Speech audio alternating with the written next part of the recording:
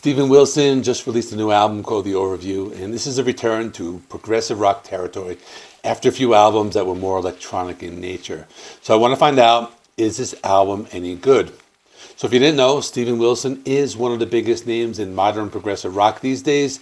He's been in lots of bands. Probably his most popular band is Porcupine Tree, but he's been in others and he's worked with a lot of different artists. I think his most popular ones are his work with the band Opeth, and he's worked with some big name progressive rock bands such as Yes and King Crimson. But here's the thing, his last few studio albums weren't necessarily progressive rock albums. They were more along the lines of synth pop and electronic music. So let's take, for example, his 2021 album, The Future Bites. That was an electronic album. It was a lot different than a lot of his other work. Then 2 years later, he released another album called The Harmony Codex, which was another electronic album, although this one did have some elements of progressive rock. It was an album that spanned many different genres. Now it's 2 years later, he decides to release a progressive rock album.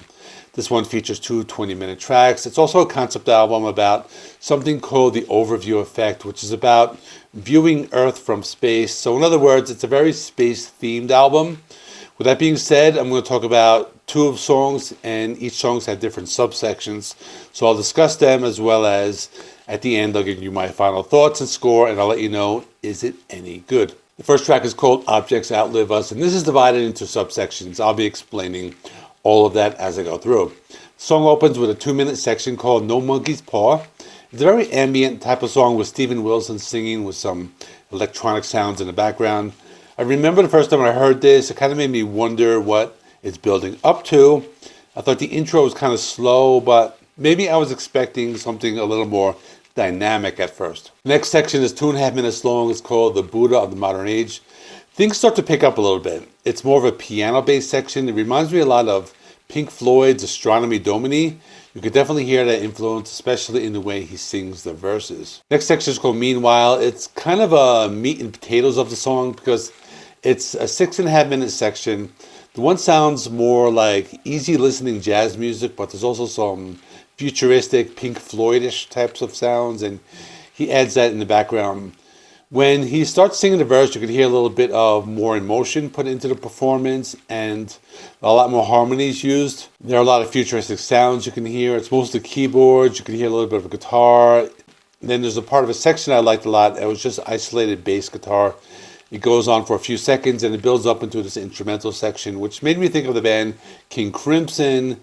And this is when the album really starts to pick up the pace, sounds more like a progressive rock album, as opposed to the very relaxing nature of the first few minutes of the song. Then there's the next section called Chicharrones Arc, and that section is close to 4 minutes long. This has some soft acoustic guitars and some lead guitar work. I like the instrumentation because it kind of takes a step back, has a very spacey melody, and it kind of makes you feel like you're floating in the middle of space. And Steven Wilson has some vocals on this, but he delivers them in a way he's saying like 2 words at a time. There might be a name for this, but I don't know what they call it, but that's what he's doing. Followed by another section called Cosmic Tons of Toil. It's a 3-minute section. It's very trippy, it's very jazzy, it has a really funky bass line, lots of futuristic sounds, and it's a really cool part of the song. It sounds a little more like something you would hear on a Porcupine Tree album. It's definitely more progressive rock sounding. You can hear an electric guitar solo, so it's like a contrast between the last section. And like I said, you're like floating in space, and now in this part, you're being sucked into a black hole. The final section of the first song is called No Ghost No More, Heat Death of the Universe. This is 6 minutes long. On this section of the song, he circles back to the ambient sound he did during the first section, which was only 2 minutes long. The song seems to give you a sense of resolution, as the previous 2 sections were a little more chaotic. This one brings back a little of that normalcy into your life. Has some pretty cool saxophone playing. It's another one of those very Pink Floyd-ish types of songs. So as the first large song comes to a close, I thought it was pretty good. It has lots of highs and lows and makes you feel like you're on a space trip, which I believe was his original intention. But now let me move on to the second long track of this album. Second long track is called The Overview, and this one is divided into 4 sections. Each section is about 5 minutes long, with the last one being about 3.5 minutes. So whereas the first long track was split into multiple sections, this one is really equally divided into 4. The first section is called Perspective. It continues with that space theme, First thing you hear is static and a faint voice over a radio. It goes to a very 80s style, progressive rock or even pop rock type of sound. For some reason, it reminded me of The Who's You Better You Bet. But then you hear the female voice speaking like she's giving some type of command or something like that. Something like 2001: A Space Odyssey, you know, that type of thing. And song continues, you hear more of this ambient and spacey instrumentation and goes back and forth like you're floating in space or feeling like you're being hooked up to some type of computer. Next section is called A Beautiful Infinity, Borrowed Atoms, and this one sounded more like a typical rock song, something more along the lines of a band like Oasis, but that's what I thought when I heard this. It has acoustic guitars, has more of a traditional rock song structure. There's some electric guitar, brings back some of that David Gilmour type of sound.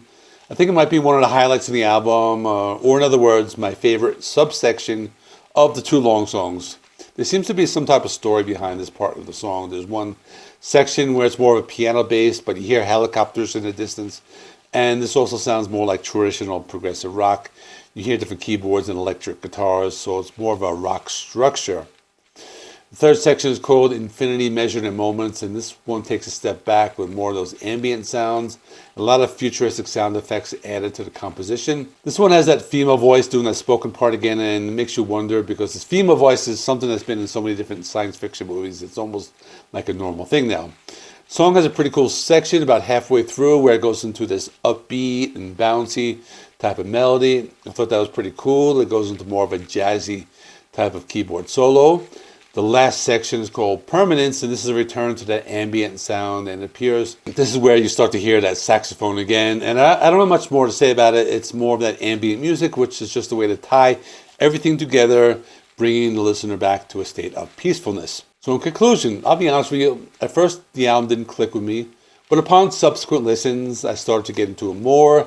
I think the album is designed to be listened to from front to back. It's something you should listen to while you're doing nothing. The first time I listened to it, I had it on as background music, so it didn't really do much for me. But I think the best way to listen to this is just put on some headphones, lie in your bed, stare at the ceiling, or even better, go outside, sit back, sit on a lawn chair, stare at the sky at night, and I think that's the best way to listen to this album. So I enjoyed it. It's a very good progressive rock album. Nothing spectacular, nothing out of the ordinary, but it's a solid 8 out of 10. I like it, so definitely check it out. So usually around this time, I like to refer you to another related album review that I do on my channel, but this is the first Steven Wilson solo album that I reviewed on my channel. But I did review the last Porcupine Tree album, so I will stick that right over there for you to watch. And in the meantime, thanks for watching. Please give the video a like. It helps me with the YouTube algorithm. Please subscribe if you have not already. I do rock and metal reviews, rankings, and more. Thanks for watching. I will see you in the next one.